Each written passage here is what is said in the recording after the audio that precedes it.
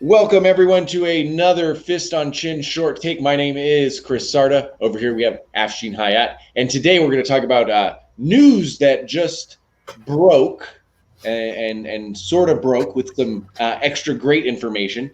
Kamaru Usman and Jorge Masvidal are being reported by Ariel Helwani and Dana White has been agreed to for UFC 261 on the 24th in Jacksonville, Florida, to a full crowd.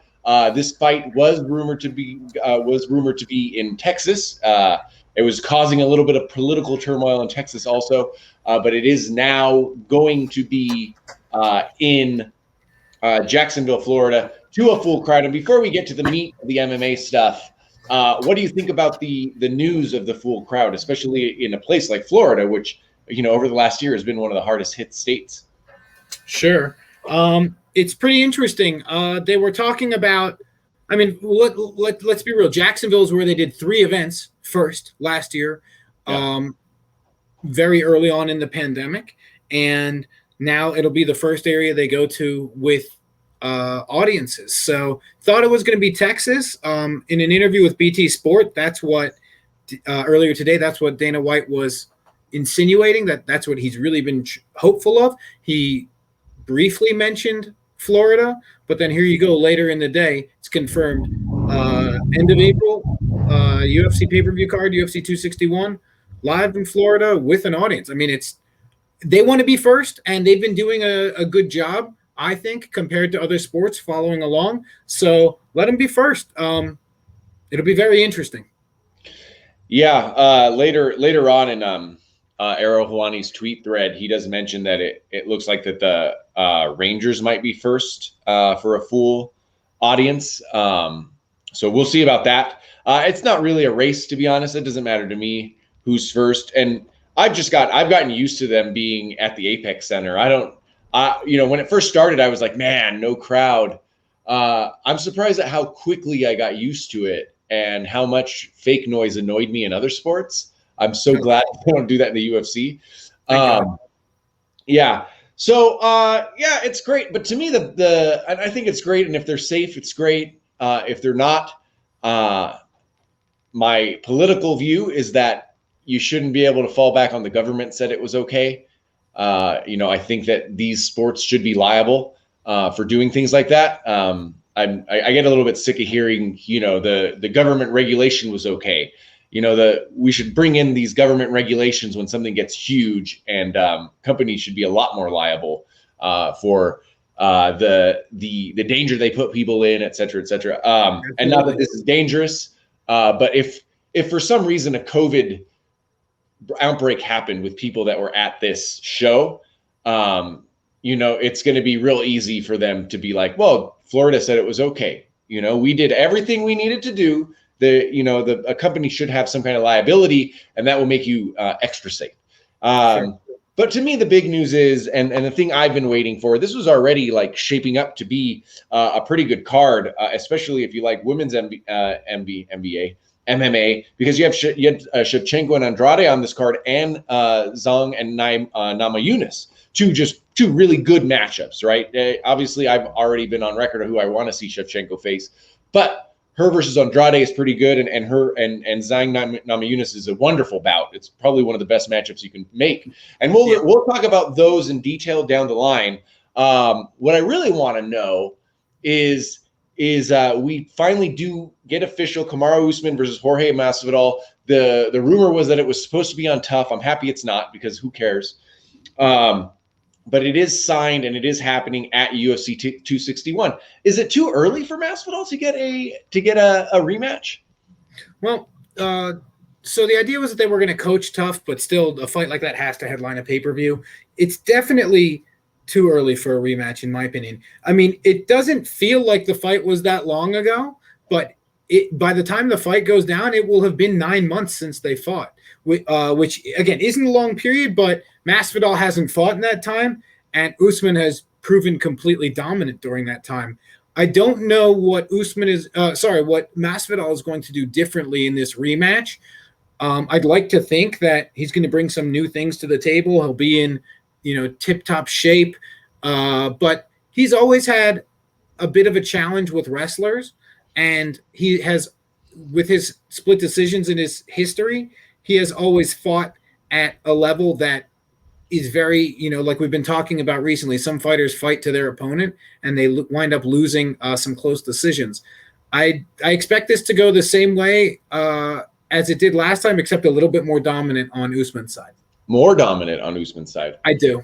I'm okay normally with quick rematches. I don't mind them. Like, to me, I want this almost to be a league in some ways. But even for me, this is a little bit quick, almost to the point of it being distasteful. And I like Masvidal. That's who I want to win. I'd rather see Masvidal be a champion. I like Usman too, don't get me wrong. But for Masvidal not to have come and fight, I think he's coming off a surgery. I think he had another surgery. I think he's got his hand fixed. Oh, I didn't know that. Well, he may have been talking about it. That may have happened before the Usman fight. So don't quote me on that. I know that. No, I think that he paused that hand surgery so that he could take the Usman fight on short notice. And I shouldn't say don't quote me on that because we're on the internet talking about it. So I should be able to be quoted on it. So I apologize for that. But nonetheless, like, you come in, you lose, and I think he looked actually pretty good in that fight. Let me qualify that in the sense that he didn't get taken down a bunch of times. He was able to fight off most of the takedowns, but unfortunately, he was also fighting takedowns most of the time, kind of thing. I think his only hope is that Usman decides that he can come out and outpunch him in the way that Usman did in his last fight here. Okay. Do I think that it's going to look the same? I think Masvidal is a smart fighter as much as he is an action fighter, and I would hope that a mixture of him taking that fight on such short notice and him having 5 full rounds means that him and his team are smart enough to come in with something a bit more, a game plan a bit more intelligent. But hey, Usman, what's coming with Usman. Can you stop it? Your opinion is obviously probably not, right? Especially when he gets a little bit more time. What we've talked about is that sometimes when two fighters, especially at the highest level, wind up getting, cobbled together. Like, fighter A was against B, fighter C was against D, and now it's fighter A versus C. So 2 fights turn into 1 fight, basically, because 2 guys fall out for various reasons.